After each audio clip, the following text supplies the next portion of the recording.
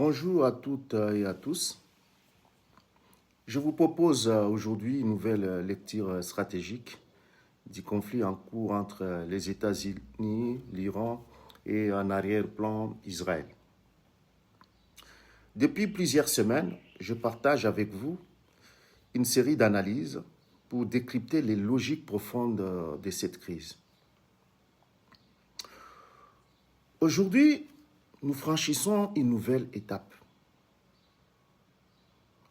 Cette lecture porte sur un tournant majeur, l'annonce par le président Donald Trump d'un blocus du détroit d'Ormuz, intervenu immédiatement après l'échec des négociations d'Islamabad au Pakistan. Ces discussions qui devaient ouvrir une voie diplomatique ont échoué après de longues heures de pourparlers, notamment sur la question nucléaire iranienne. Et c'est précisément dans ces moments de rupture que s'opère le basculement de la négociation vers la coercition.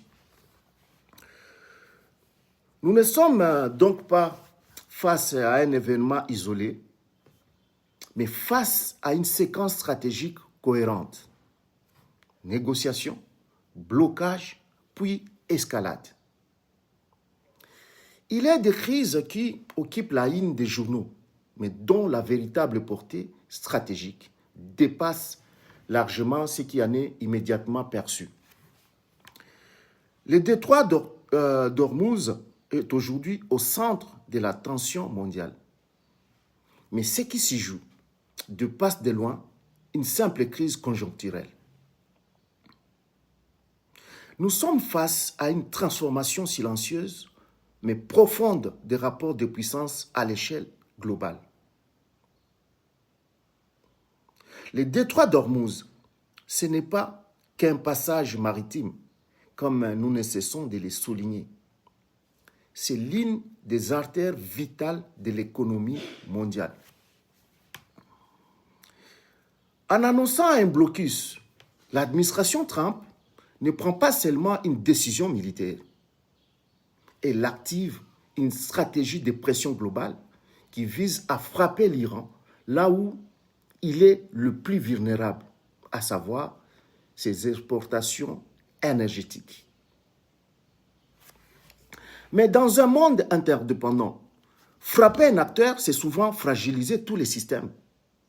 Car bloquer Ormuz, ce n'est pas seulement viser l'Iran, c'est aussi exposer les alliés eux-mêmes, le pays du Golfe, dont les économies reposent sur ces flux. Nous sommes ici face à un paradoxe central du XXIe siècle. La puissance devient systémique et la coercition n'est jamais parfaitement maîtrisable. Face à cela, l'Iran ne reste pas passif. Sa doctrine repose sur la symétrie, mine navale, perturbations ciblées et actions indirectes via ses proxies. Et c'est là que la dynamique devient dangereuse. Blocus contre blocus. Une spirale. Une escalade diffuse où aucun acteur ne contrôle réellement la trajectoire du conflit. Mais le véritable centre de gravité de cette crise n'est ni à Washington, ni à Téhéran. Il est à Pékin, il est à New Delhi. La Chine et l'Inde dépendent directement de ce flux énergétique. Et dans ce contexte, les interdépendances deviennent des armes.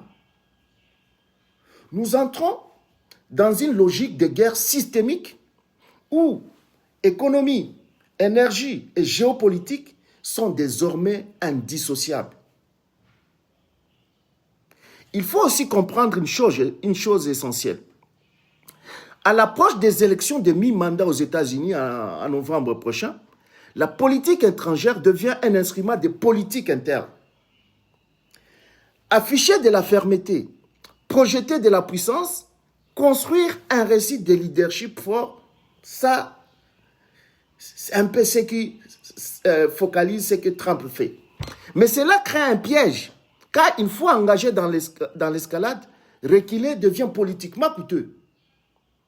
Dans ce contexte, la défaite de Viktor Orban en Hongrie n'est pas anodine. Soutenu par l'administration Trump, il incarnait un relais du Trumpisme en Europe. Son échec envoie un signal clair indiquant que ces modèles politiques ne s'exportent pas aussi facilement. C'est une fragilisation silencieuse, mais réelle, de l'influence idéologique américaine. Pendant ce temps, la Russie propose de jouer les médiateurs, non pas par altruisme, mais pour renforcer sa position stratégique. Et le pape Léon XIV, lui, intervient sur un autre registre, celui de la morale. Mais, fait inédit, cette critique vient d'un pape américain. C'est une tension interne entre puissance politique et autorité morale. Au fond, les amis, ce qui se joue à Hormuz dépasse largement cette crise. Nous entrons dans un monde où la mondialisation n'y plus, elle confronte. Les flux deviennent des armes. Les interdépendances deviennent des leviers de puissance. Et une question demeure.